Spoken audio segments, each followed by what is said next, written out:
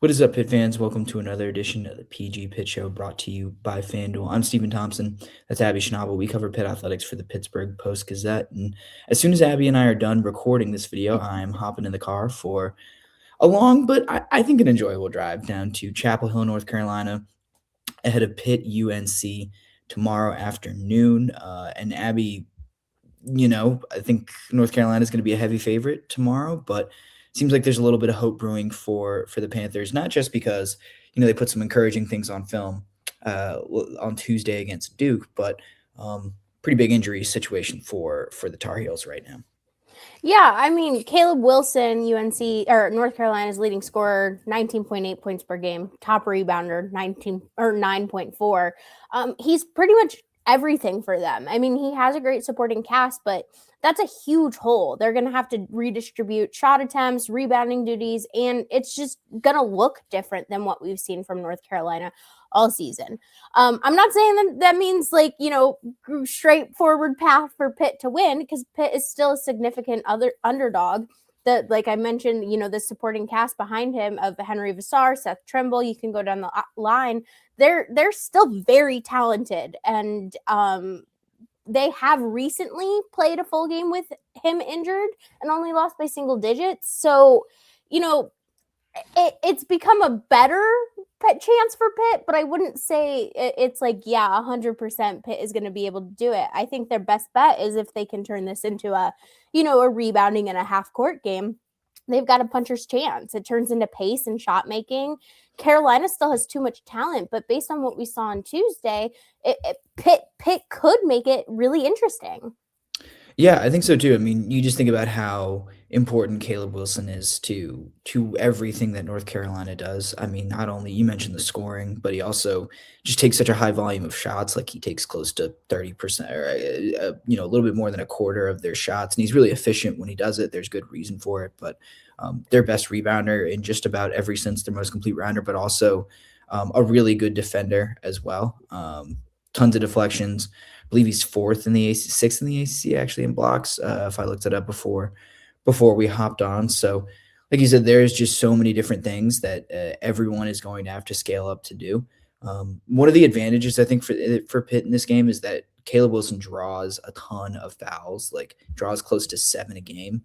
So if you're thinking about, okay, how do we keep Roman Sealape on the floor? How do we make sure Barry Dunning and Cam Corhen stay out of foul trouble and stay on the floor? I think that's a huge advantage for Pitt. More likely that you can find some playable minutes for Kieran Mullen, makes you a little bit deeper. I think that's really important too, but also I think really it makes this a more backcourt centric game, right? Like Seth Trimble, really good player, Derek Dixon, really good player, but they're not super deep in the backcourt, right? Whereas Pitt has much more bodies. So I just wonder how Pitt's going to kind of, bodies, right? Like, even without Brandon Cummings, I do think like at this point in the season, you can say Pitt's strength is maybe the backcourt. I'm not so sure. They at least have some more bodies there that they can kind of throw it there. I think this opens up an opportunity for Pitt to be a lot more aggressive defensively, in the same sense that they were against Duke. Their ability to force turnovers was a big reason why they were in that game. And so I think you could see something similar where Jeff Capel kind of feels a little bit of freedom to tell his guards, or the guards feel a little bit more freedom to like play really aggressively, try to wear them out as much as you can. And let's slow them down a little bit. Let's try to create some opportunities in transition for ourselves. I actually do kind of like the matchup a little bit more here for Pitt. And I think it was already a pretty decent matchup going into this game. People forget Jeff Capel winning record against the North Carolina Tar Heels during his time at Pitt, 6-5. There have been plenty of times where North Carolina has been ranked or very clearly the better team, and Pitt has been able to pull out a win. I'm pretty optimistic, I got to say, about what Pitt is capable of putting on the floor in this game.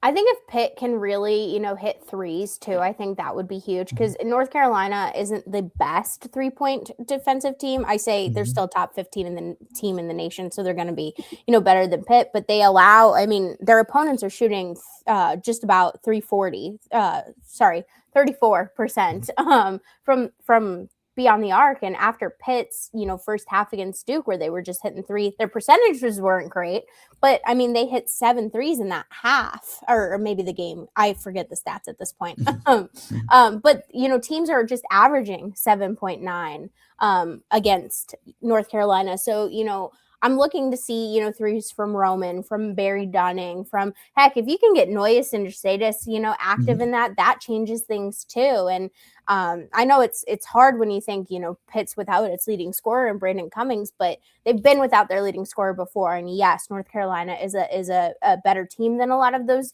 other teams that we've seen without Brandon. But again, I keep thinking back to how they played against Duke. Duke and North Carolina are fairly different teams, but they kept it close with Duke.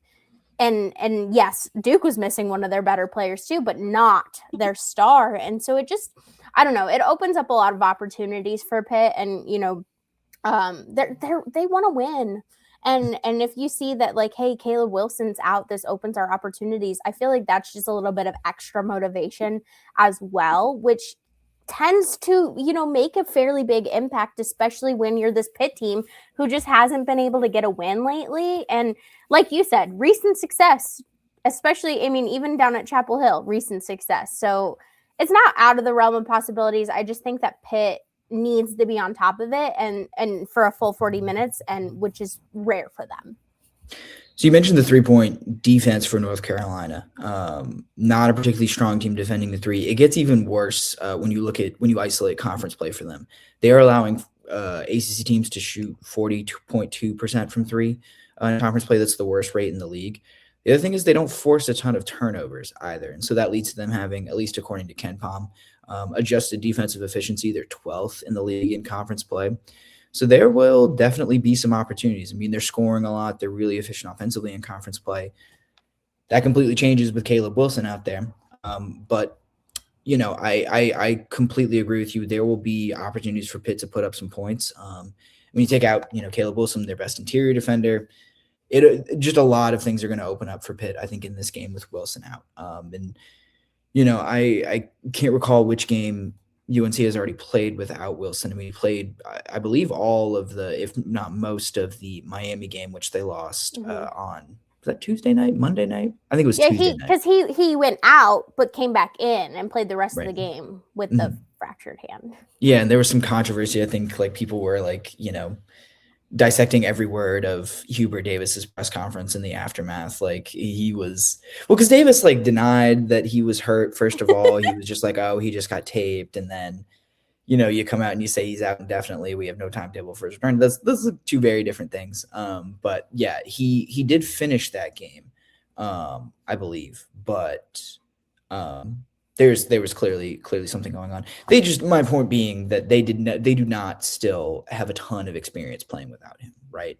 And even if you did, you are asking guys to scale up their roles quite a bit. And I think those situations kind of, I don't know. I just don't think it lends itself to necessarily the most efficient basketball when you're asking guys to do a lot more than they've had to do for most of the season. North Carolina certainly has the talent to, I think, cover for them, but look, you've played one way for most of your season. You played with certain lineups for most of your season, and things are going to look different. So plenty of opportunity for Pitt to, I think, muck this one up. Sportsbooks still have at least our friends at FanDuel still have the Tar Heels favored by 11.5 points. Abby, I mean, what do you make of that spread? I mean, I'm sure that moves a little bit just because Wilson is out. I'm sure that's a little bit softer than it would have been if North Carolina is at full strength. But do you see Pitt, having a chance to cover that 11.5 points? I do.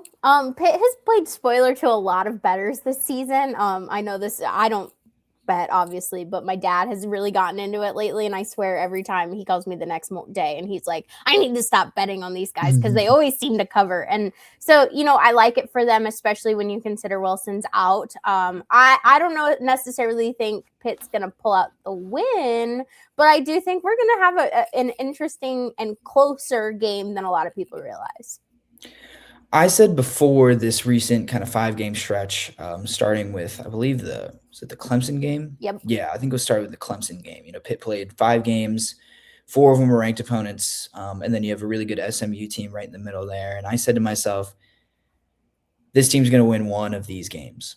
And they've gone 0-4 in those games. So I have kind of talked myself into a bit of a corner for all the reasons that I laid out. I do like Pitt in this matchup to at least cover. I do think that they will keep this within single digits.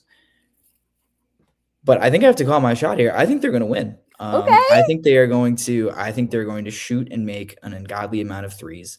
They're going to look as good as they did in that Penn State game just by the sheer 3-point volume. And I'm going to call my shot here. I think Pitt wins. Whether that says something more about them this season or what they can be, I don't know. I'm not going to go that far, but I don't know. I'm going to call it. I think they win. I like it, especially when you consider at the beginning of the season how close they were keeping games. And yeah, we've had a lot of blowouts lately, but this team has always been able to be in it, at least for a good chunk of most games. There are some exceptions there. And so I like it. I wish I was as confident as you, but like you said, you did make the statement of they were going to win one.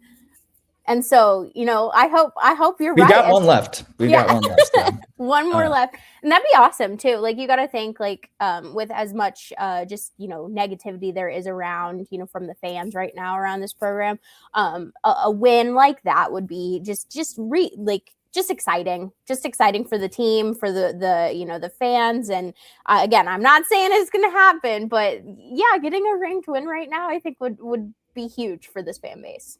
Yeah, I do too. And look, Barry Dunning said it after the Duke game. He says he feels like this team is really close. They're right there.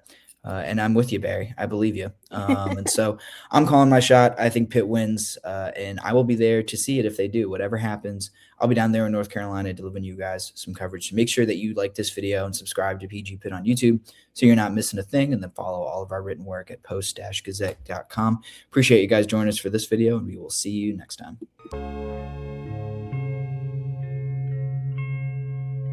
Thank you for checking out this content from Post-Gazette Sports. If you watch this video on YouTube, please like the video and subscribe to our channel. For all of the sports coverage the Post-Gazette has to offer, visit post-gazette.com.